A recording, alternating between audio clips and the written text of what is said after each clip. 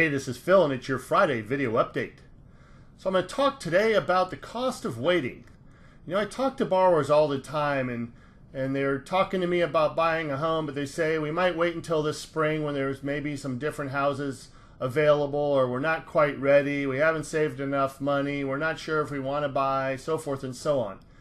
And I always like to talk to them about the cost of waiting to buy that home, because there is a cost, both in the price of the home going up and also in interest rates going up. So I'm going to put a chart up here and talk to you briefly about what that looks like. So take a look at this chart. In this chart, you'll see that I am talking about looking at the projected interest rates starting with today's rate and going quarterly through the third and fourth quarter this year, first quarter of 2019, and lastly on average of 2019. And those are kind of Fannie Mae, Freddie Mac estimates of where interest rates will be here in the near future.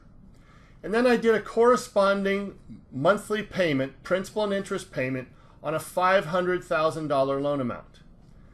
And then you can see that for each quarter as the rates go up, the monthly cost of waiting to buy that same house increases, or that same loan amount. That doesn't even take into consideration that the loan amount might also have to go up because the price of the home goes up. This is keeping the loan amount static. And you can see, if you look at the average interest rate projected for 2019, there's a difference of $151.53 a month and to wait to buy until sometime next year. And that's significant for some people, and certainly can even impact the ability to qualify for the loan. Now I want to take a look at another thing. We talked a few weeks ago about the 10-1 ARM that we have available, along with some other ARMs, but the 10-1 has become very popular amongst some of my clients, and that's because it offers a much lower beginning rate, and it's fixed for 10 years, which is a long time. Many people don't even live in their home for 10 years. So I'm going to put this chart up. So you can see in this chart, it's a little different.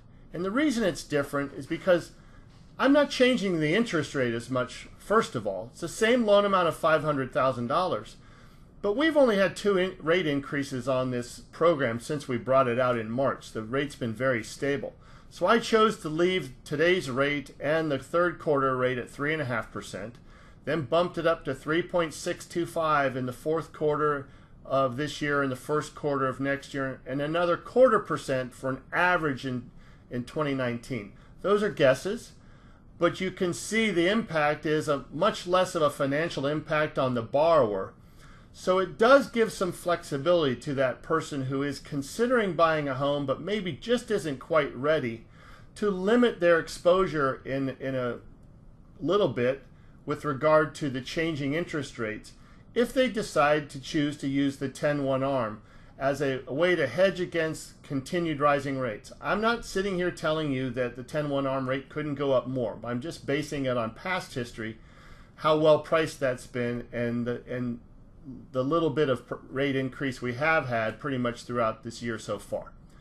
So that's just a good example of different ways of looking at ways to attack a rising interest rate environment.